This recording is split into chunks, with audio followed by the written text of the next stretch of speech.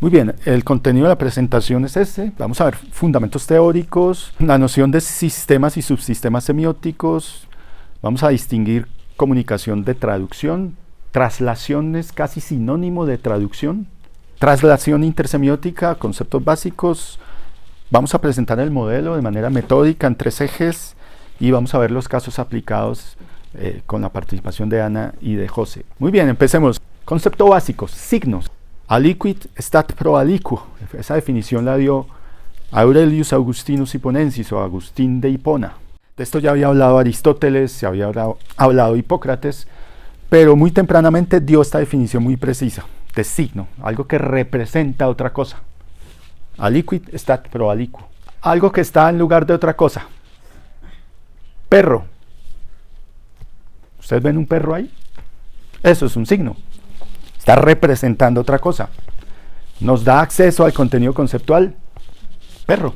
Eso es un ejemplo de signo. Pero yo también podría representar los perros de otra manera. Foto del perro. Nosotros estamos, como estamos tan invadidos de imágenes, cuando uno no le hablan de semiótica, uno lo que ve ahí es el perro. O sea, uno se imagina que es el perro real. Pero ustedes no están viendo el perro real. Están viendo una representación del perro. Muy realista del perro. ¿Alguien sabe cómo se llama este perro? ¿Este es el de la RCA? Sí, tiene un nombre. ¿Es la ICA? No, empieza por N. Nipper, ¿ves que eran por N? Nipper, Nipper. Ahí está el perro Nipper. Una foto del perro entonces es otra manera de representar el perro. Algo que está en lugar de otra cosa. ¿Está Nipper acá? No está, pues yo pongo una foto de Nipper. O sea que esto también es un signo. Si tomo la foto completa, Nipper tenía una costumbre. Esto es un gramófono, es decir, donde se escuchaba música antes. No eran los celulares, sino eran un aparatico así. Que daba mejor sonido que los celulares, por supuesto. Era mucho más fiel el sonido. Y siempre que ponían música ahí, pues Nipper se ponía a escuchar. O sea, se ponía como a escuchar la música, le llamaba mucho la atención. Entonces aquí aparece pues la representación de un gramófono, que no lo habían visto nunca ustedes, y Nipper escuchando. Y entonces como vieron que el perro hacía eso, se les ocurrió que era una excelente idea que ese fuera su identidad visual. ¿Por qué creen ustedes que a los dueños de RCA Victor les pareció buena idea poner al perro como parte de su identidad visual? El signo simbólico fidelidad del perro con la marca. Nosotros decidimos si activamos el signo icónico y vemos un perro, o si activamos el signo simbólico y pensamos en fidelidad. Fundamento semiótico define el tipo de relación entre el signo y lo que representa. Teniendo en cuenta esos fundamentos semióticos, habrían 3 fundamentos semióticos. Eso lo señaló Charles Sanders Peirce, fue el primero que habló de eso, que es un filósofo polímata también. Fundamento icónico, fundamento indexical, fundamento simbólico. Fundamento icónico. Martillo, la foto de un martillo muy realista, no es cualquier martillo, es un martillo de herrería, de forja. Es un martillo con el cual golpean metales al rojo vivo. Entonces, cuando la relación se fundamenta en parecido o semejanza, es un fundamento icónico. Fundamento indexical, una relación de contigüidad espacio-temporal. Cuando algo está cerca, hay contigüidad espacio-temporal. Cerca espacialmente o cerca temporalmente. Por ejemplo, las gafas de Harry Potter siempre están cerca de Harry Potter. Por tanto, si yo veo las gafas de Harry Potter, seguramente piense en Harry Potter. El yunque podría representar el martillo por contigüidad espacio-temporal. Siempre que yo veo un yunque, pienso en un martillo, pues están juntos. Eso es contigüidad espacio-temporal. Causa-efecto. Yo veo un hierro que ha sido golpeado. Cuando la relación se fundamenta en algo que pasó, un efecto de una causa, eso es un signo por causa-efecto. Fundamento indexical de relaciones parte todo, porque el martillo representa la herrería. Es decir, es una representación, un fundamento indexical en relaciones parte todo. Una parte que es el martillo representa un todo que es la herrería. En los logos es el fundamento más utilizado. Fundamento indexical parte todo. El balón va a ser la representación ¿de qué? De todo el mundial de fútbol y del deporte fútbol. Por tanto, el fundamento es indexical, que está solapado, no hay problema, con uno icónico, se parece al balón. Fundamento simbólico. La relación se fundamenta en acuerdos o convenciones sociales. Por ejemplo, el martillo. Este es el martillo de Thor. Representa simbólicamente al dios Thor. Y además le asocian otros significados simbólicos que la gente ha aprendido, sobre todo los suecos, a través de la historia. El dios del trueno, Thor. Esto es un símbolo de la herrería,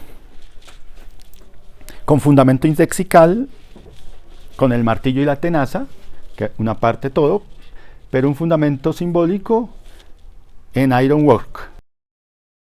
Por ejemplo acá, Santa Fe. El mismo signo, con 3 fundamentos simbólicos distintos. Entonces es un signo, fíjense que es un signo arbitrario, igual que las banderas, igual que las palabras. Y ni discutamos esto, ¿no? Que es icónico, 2 águilas, 2 cabezas, y toda la carga simbólica que pueda tener de poderío, de imperialismo. Entonces, para resumir, icónico, indexical, causa-efecto y simbólico. El martillo de Thor.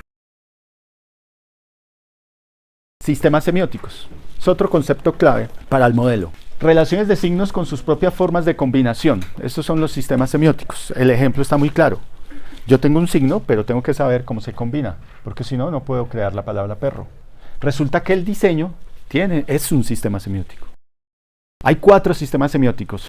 Uno, el lenguaje, que es el de la palabra perro, en este caso el español.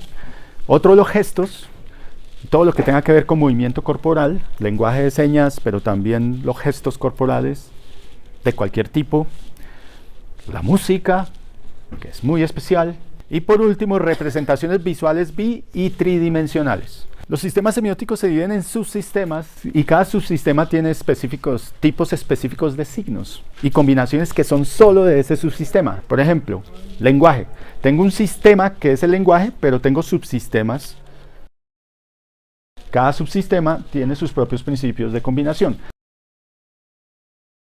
Representaciones bidimensionales. Cine, fotografía, pintura, todas las que son bidimensionales, diseño gráfico. Y las tridimensionales, escultura, arquitectura, diseño. Recursos semióticos, otro concepto. En el caso del diseño, punto, línea, plano, forma, color, etc. Pero las estrategias de composición también son recursos semióticos. Los recursos semióticos son 2. Elementos y estrategias de composición. En el caso del diseño, dirección, equilibrio, proporción. Recursos semióticos del diseño. Punto, línea, plana, volumen, textura, tono, color, escala. Y las estrategias de composición. Con eso ustedes pueden jugar. Es muy necesario que estudien esto. Bien, para poder correr bien el ejercicio. Porque la idea es tener, en la traducción, tener un elemento fuente, un artefacto fuente de inspiración y lo vamos a traducir a una composición de diseño. Es importante comprender el concepto de comunicación, un acto de transacción de sentido donde se negocia un significado. Por eso la comunicación no es una cuestión de transfunción, sino que es colaboración e interpretación, tanto el que manda el mensaje como el que lo recibe. Y ese esfuerzo de entender lo que me están diciendo para crear ese terreno común, aquí lo hemos llamado concretización. Porque es concretar un significado en común. Llenar los vacíos entre el conjunto de conocimientos del emisor y el receptor. Y comparemos comunicación con traducción y ya entramos en el modelo de traslación. Porque vamos a trasladar un artefacto fuente a un artefacto destino que es su composición. Entonces traducción es un acto doble de comunicación. Uno donde yo concreto un significado, es decir, entiendo un artefacto fuente. Y otro donde lo comunico. Comparto ese significado. Traslación intersemiótica es la traducción de significado en sistemas semióticos diferentes. Inter quiere decir entre. La traslación es la traducción de significado entre sistemas semióticos. Por ejemplo, la traducción de pintura a música es intersemiótica. De pintura a escultura, de música a arquitectura o de cine a diseño. Una traducción de inglés a español no es intersemiótica porque es desde el mismo sistema semiótico. Traslación intersemiótica en el diseño, un artefacto fuente a un artefacto recreado, o sea, traducido con los recursos semióticos del diseño. Este es el modelo que se propone. Ahí lo importante es ver que está estructurado de esta manera.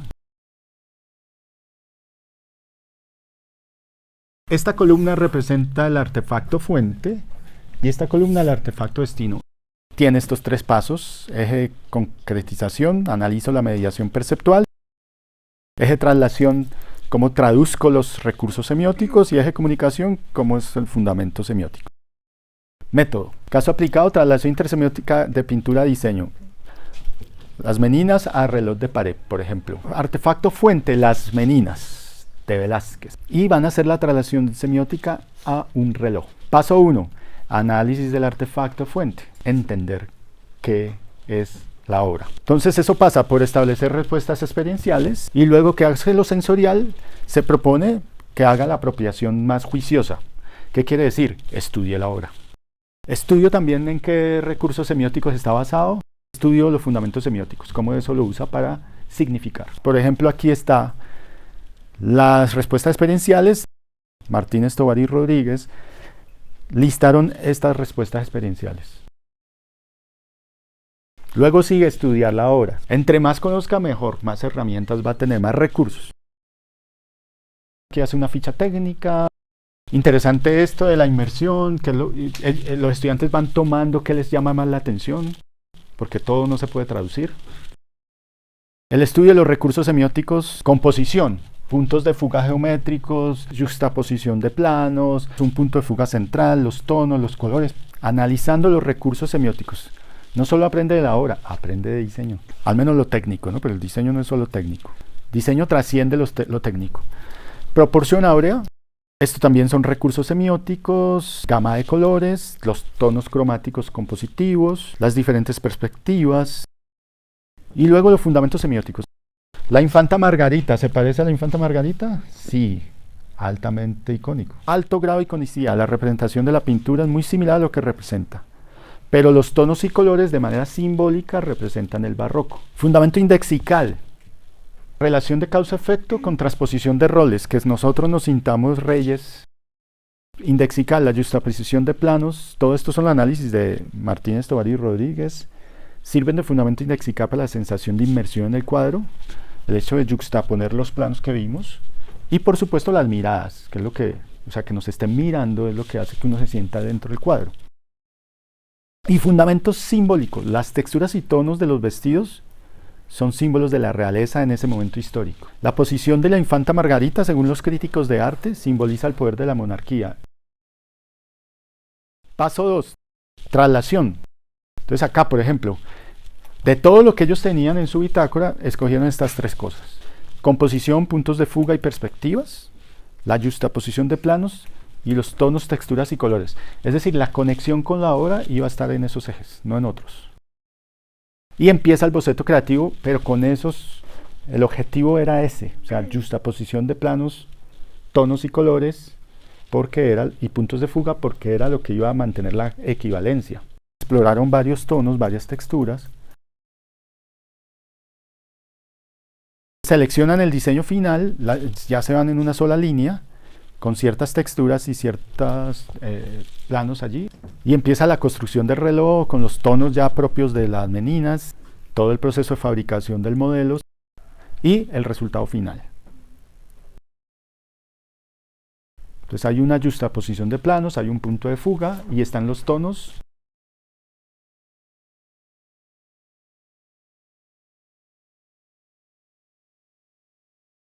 Entonces, cintas de telas es un fundamento icónico que le sirvió para representar trajes de la época, la cinta. Una tabla muy juiciosa analizando cada uno de los fundamentos realizó Juan. Iconicidad diagramática, juxtaposición de planos y puntos de fuga. Lo que copiaron del cuadro fue la distribución espacial. Aquí viene este análisis que es importante. Si usted se va por lo icónico, le queda más claro. Fíjense que la diagramática es más abstracta. Aquí estaba el reloj de las meninas. Se vuelve más ambiguo pero interesante.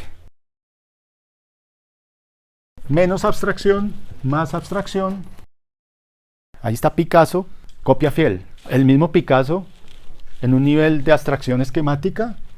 Van Desburg, el toro, diagramática, solo los espacios y las masas. Garner, aunque no se ve muy bien ahí, eso está hecho con vísceras y pieles de un toro.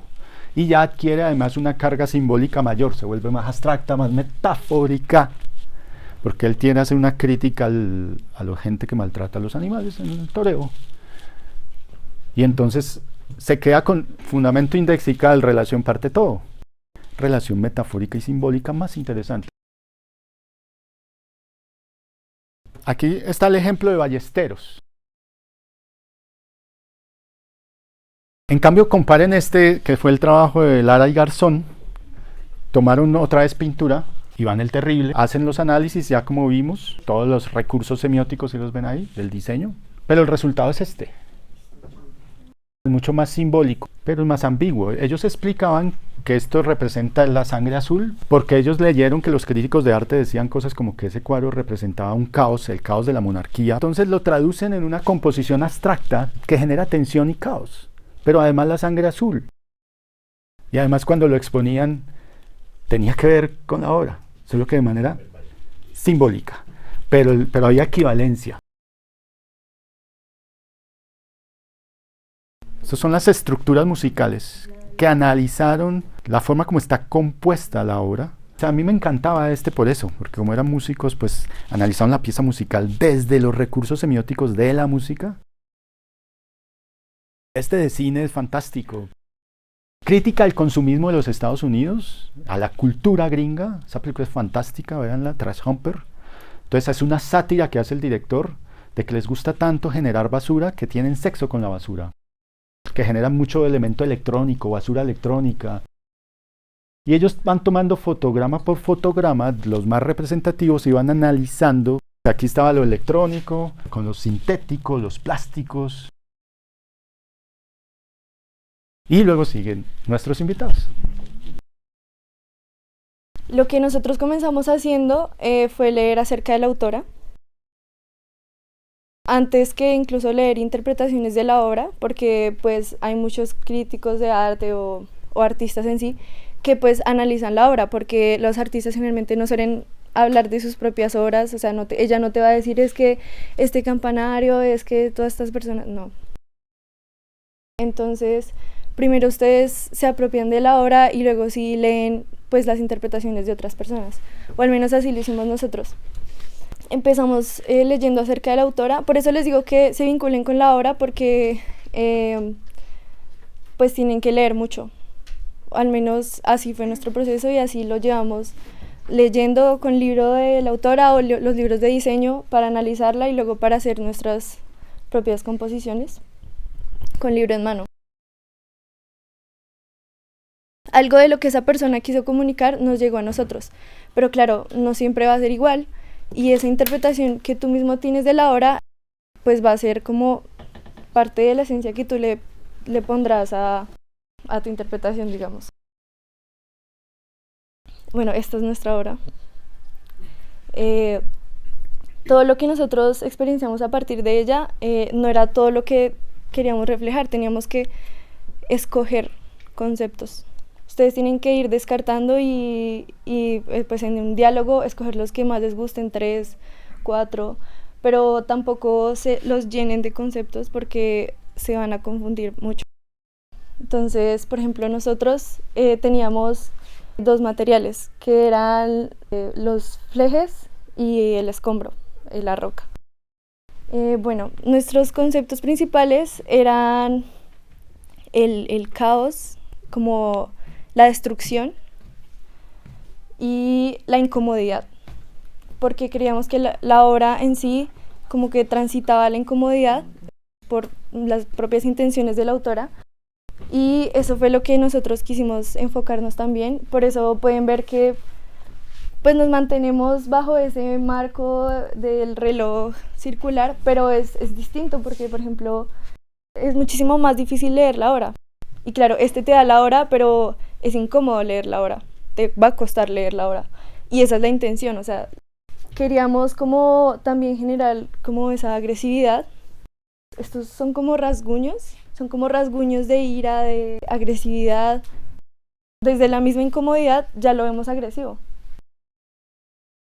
Para complementar a mi compañera, también siento que es importante uno plantear una postura respecto al artista que tienes. En el sentido de que nosotros analizamos a toda Débora, pero también fue como nosotros nos vinculamos con el hecho que ella quiere retratar. Entonces ella lo retrata como desde un acontecimiento que vivió en su época y nosotros desde un acontecimiento que ya es algo del pasado. Entonces eso también nos ayudó a pensarnos cuál iba a ser nuestro fundamento principal en nuestra composición. Entonces dijimos que íbamos a hacer algo de causa-efecto.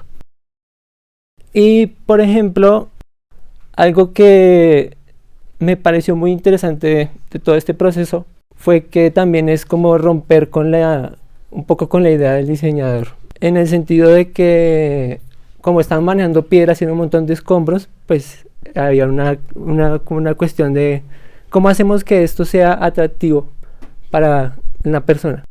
O tú adaptas el concepto que creas con el análisis que hiciste y coges, por ejemplo, con el de la Macintosh y coges la maquinaria y se la pones y adaptas el concepto de la Macintosh a un reloj, o te preguntas cómo el requerimiento puede responder a tu concepto. Entonces, por ejemplo, nosotros, lo que venía diciendo mi compañera Ana, queremos hacer generar la confusión, pues analizamos cómo se comunica la hora. Ahí fue que se nos ocurrió, pues hagamos que sea incómodo ver la hora, pero igual se llega a entender porque también hay convenciones de que las posiciones de las manecillas comunican ya esa hora. Y pensarse cómo también esos elementos pueden funcionar. Por ejemplo, las manecillas, encontramos unas manecillas viejas que para nosotros también puede ser un fundamento lexical de un reloj de esa época. Yo veo muchísimo ahí la masacre del 9 de abril. Sobre todo el gesto de los números fue de las cosas que a mí más me gustó. Aparte de haber abstraído el concepto de los escombros, que me pareció una genialidad. Porque Bogotá, si ustedes ven las fotos, quedó totalmente destruida. Los edificios caídos, todo quemado. Entonces, que hayan cogido ese concepto fue buenísimo. Y luego los arañazos de los números, de las personas ahí como subiendo, ¿no? Entonces hay una serie de elementos que sí guardan equivalencia. Pero alejarse de la obra ya vimos que es más interesante que la silla Macintosh aplastada. Es mucho más interesante, ¿no? Tenía otro ejemplo allí. Este fue muy bueno porque era de cine, otra vez, una película que se llama Inception. Una traducción de la película muy, muy interesante. Finalmente que está basado en un cómic. Fíjense que los recursos semióticos eran exactamente esos, espiral, penetración, luego el trazo. Ellos hablaban mucho del trazo. Este trazo que marca una vértice, lo vemos en el reloj, miren los trazos acá. El minutero va por un lado y el horario va por el otro, porque eso también estaba en el cómic. O sea, esas cosas que se solapan así, se justaponen. O sea, fíjense que es la obra que te está inspirando y tú estás aprendiendo de un gran artista. Entonces, es una forma rápida de aprender lo que deben hacer los diseñadores. Bueno, gracias a José y a Ana, que muy amablemente quisieron compartir sus experiencias con ustedes.